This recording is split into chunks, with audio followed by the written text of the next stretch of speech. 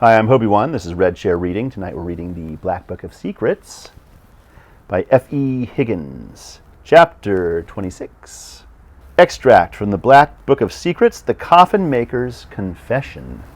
My name is Septimus Stern, and I have an odious secret. It has followed me for nearly 20 years. Wherever I go, I know it is there, like a shadow, waiting to pounce on me when I least expect it, to torture me for another night, to make me hate myself even more than I do already. I am a prisoner of my own mind, and you, Mr. Zabadow, are my last hope of release. I am a coffin maker by trade, and a fine one at that. Over the years, my reputation spread far and wide across the country, and I was never short of work. It might seem strange to you that I make my living from the misery of others, but I am not a sentimental man. Mr. Zabadow, I believe I provide a service to those in need, regardless of the circumstances, and I earn my reward. Very early one morning in late autumn, a stranger came into my workshop. He claimed to be a physician and insisted that I call him Dr. Sturgeon. A patient of mine has just died, he said mournfully, and I need a coffin. He seemed a little nervous, but that was not unusual. I said that was the business I was in, and I was sure I could help him out. I have been assured you are a fine coffin maker, he continued. I want you to do something special for me. Again, I thought nothing of this request.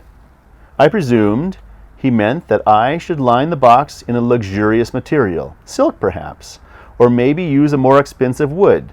Sometimes I was asked to fit gold or silver handles and plates. All this I had done before, and I told him so, but he shook his head. No, that is not what I want. You see, you may recall the case recently where a young man was buried while still alive. I hasten to say it was not I who pronounced him dead. You can imagine the distress this caused the family when they subsequently discovered that he had attempted to break free from the coffin and was unable. I said to Dr. Sturgeon that I did indeed recall the case in question, for I had provided the coffin. The dead man had been placed in the family tomb, and a month later, following the death of another family member, they opened the tomb to find the coffin on its side on the floor. They opened the lid, but of course it was too late then. Their son was quite decayed, though it was still clear to see that his hands were no longer by his sides, and, by all accounts, his mouth was open in an expression of excruciating despair. I wish to ensure the same tragedy cannot happen again. I thought this a sensible notion, and I listened as he outlined his idea for a coffin with a mechanism that allowed air to circulate around it in case the deceased should ever wake up.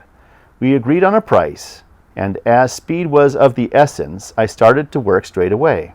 It was not a complicated design, requiring little more than a pipe connected to the coffin that should reach the surface to allow air in. The doctor insisted this should be concealed. I might upset the vicar, he explained, and I completed it late that night. I delivered it myself the next day to the address given, a grand country manor, some hours' horse ride away. The doctor himself opened the door. Welcome, he said. The master is a little indisposed at present. He has asked that I deal with this business. He beckoned me in, and we passed an open door. And when I glanced within, I saw a man, whom I presumed to be the master, sitting very still in a chair by the window. He was pale and old and looked quite ill. The doctor inspected the coffin thoroughly and asked many questions as to its reliability. Finally, when he was reassured that it would operate efficiently, we carried it down into the cellar. It is the master's wife who has died, he said. She lies in the cellar where it is cool. How did she meet her end? I asked as we struggled with the awkward burden. Here's a word I don't know. An egg, A-G-U-E. I don't know that word. Told myself I would do this in the middle of a reading. When I don't know a word, just look it up and maybe enlighten myself. Ague. Oh yeah, ag. Okay, here, I got it. I found it. Got my nice dictionary. It's pronounced ague, a fever like that of malaria, in which there are periods of chill, fever and sweating, a chill or fit of shivering. Ague, a fever. An ague, he said, and was no more forthcoming than that. Finally, we reached the bottom. The temperature was considerably lower than upstairs, and I saw the lady lying stretched out on a table. She looked pale but peaceful, and contrary to my expectations, there were no signs of sickness. I don't know what it was about the whole affair, but suddenly my suspicions were aroused. She looked so tranquil, it was difficult to believe that she was dead, but certainly there were no signs of life. There was a strange smell in the room, which at the time I attributed to the dampness. Tragic, I murmured. Tragic. It is indeed, replied the doctor, and despite the coolness, I saw that he was sweating. He stroked the dead lady's hand with unequaled tenderness, and it disturbed me to see how he looked upon her. After all, she was not his wife. So young and beautiful, he said. The vicar is coming over this afternoon, and she shall be buried in the family plot. Once we had deposited the coffin, the doctor seemed anxious to show me to the door. I think perhaps you should delay no longer, he urged. The weather is turning and the day is wearing on. I should not like to think of you on that road at night. It is notorious for highwaymen. I inferred from his tone that I had outstayed my welcome, and so I took off there and then. I did not feel that the weather was any worse than that morning. In fact, it seemed better. But I was pleased to be gone from the place. I had been well rewarded for my work, but it left me with a nagging doubt that something was not right. For days afterward, I could not rid my nostrils of the smell in that cellar. Some months later, by chance, I happened to travel to that same region again.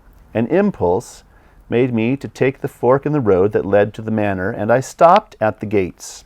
They were locked, but through the bars I could see that the house was closed up and the gardens were overgrown.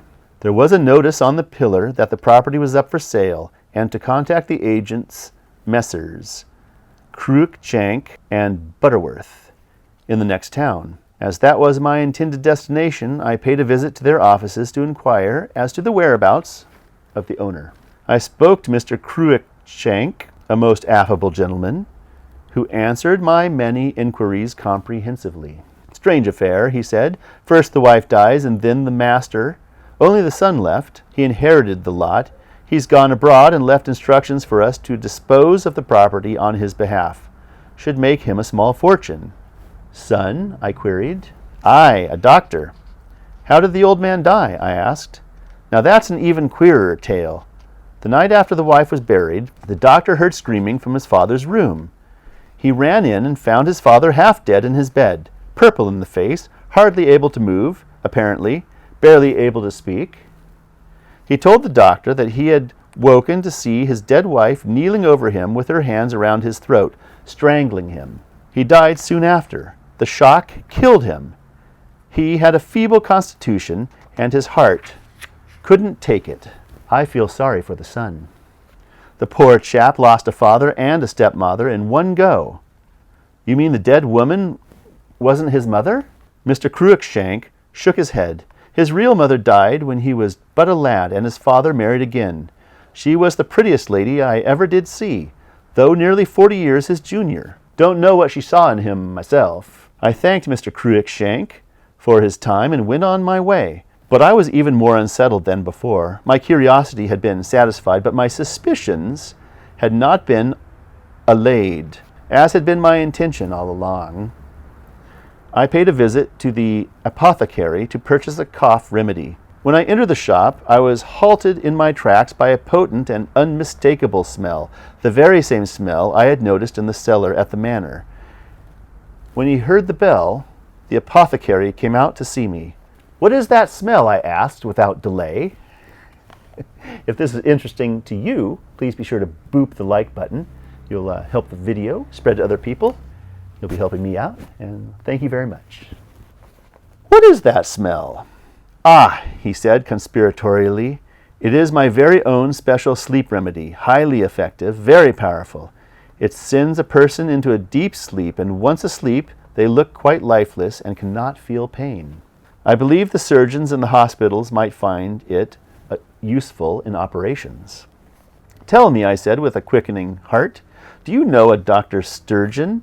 One of my best customers. He swore the remedy was the best and only cure for his insomnia. I took my cough linctus and started for home with a very heavy heart. Now I knew the truth of the deception in which I had been unwittingly dragged. What a convoluted plot!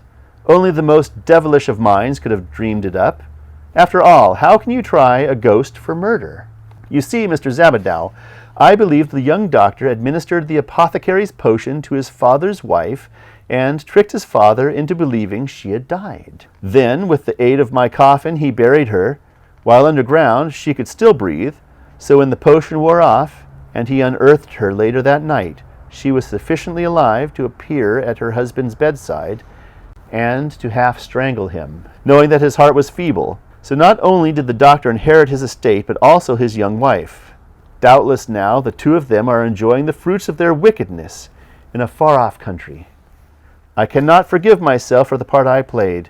You're the only person in the world who knows this, Mr. Zabadow. I hate to think that anyone else would ever find out what I did. They say you're a man of your word, and I believe them. Now I think I can sleep. Nice. Well, that was the end of chapter 26. Thank you for joining me. I'm really enjoying the book. I hope you're enjoying it too. Catch you in chapter 27. Bye.